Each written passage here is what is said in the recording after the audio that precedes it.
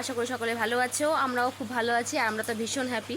তো আমি যারা জানো সবাই হচ্ছে রুম্পার মেয়ে হয়েছে, অনেকে অনেক অনেক রকমভাবে শুভকামনা করেছো, অনেক রকমভাবে শুভেচ্ছা জানিয়েছো।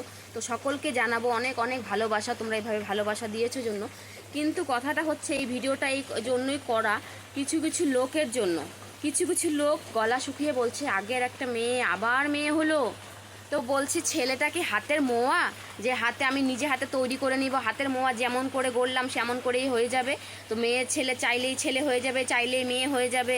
তো বলছি ঠিক আছে, ঠিক আছে, সেটা ভগবান দিয়েছে, ভগবান যা দিয়েছে মেয়ে দিক ছেলে দিক আমাদের কোনো আসে যায় না, আমাদের কোনো অসুবিধা নেই। তো আমরা ঠিক বুঝে নেব। আর আমরা ভীষণ খুশি, তোমাদের এত চিন্তা না করলেও চলবে যে মেয়েটা মেয়ে হয়েছে জন্য, ঠিক আছে। তো কিছু কিছু লোক গলা শুকিয়ে বলছে যে আবার মেয়ে হলো, একটা ছেলে হলে ভালো হতো। তো যাই হোক, অনেকের তো ছেলে আছে, আমি কিছু বুঝে পাচ্ছি না। বলছে মেয়ে হয়েছে জন্য কি তারা খাওয়াবে, তারা পড়াবে, তাদের এত মাথা ব্যথা কিসের? কথাটা হচ্ছে এটা। আর দ্বিতীয়ত হচ্ছে অনেকের তো দুটা করে ছেলে আছে, একটা করে ছেলে আছে। সেই ছেলের ঘরে একবেলা খাওয়ার জন্য বসে থাকো, আরেক বেলা খাওয়ার জন্য ওই ছেলের ঘরে বসে থাকো। তো বলছি তোমরা এরকম করে যে বলছো, তো ছেলে জন্ম দিয়ে কি মহান কাজ করেছো?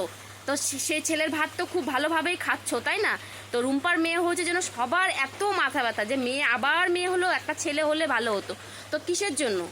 তো সবার এত যখন চিন্তা, তো তোমাদের এত চিন্তা করতে হবে না। বলছে মেয়েটা যখন আমাদের বাড়ির, আমরা ঠিক চিন্তা করে নেব যে কি করব আর কিসের চিন্তা ভাবনা, ঠিক আছে। তোমাদের এত মাথা ব্যথা না দেখালেও চলবে, এত গলা না শুকালেও চলবে। সবাই গলা শুকিয়ে শুকিয়ে বলছে আবার মেয়ে হলো, একটা ছেলে হলো খুব ভালো হতো। তো তোমাদেরও তো ছেলে আছো, তোমরা ছেলেটাকে ঠিক মতো করে মানুষ করো, আর সেই ছেলের ভাত জন্য ঠিক মতো তোমরা খেতে পারো।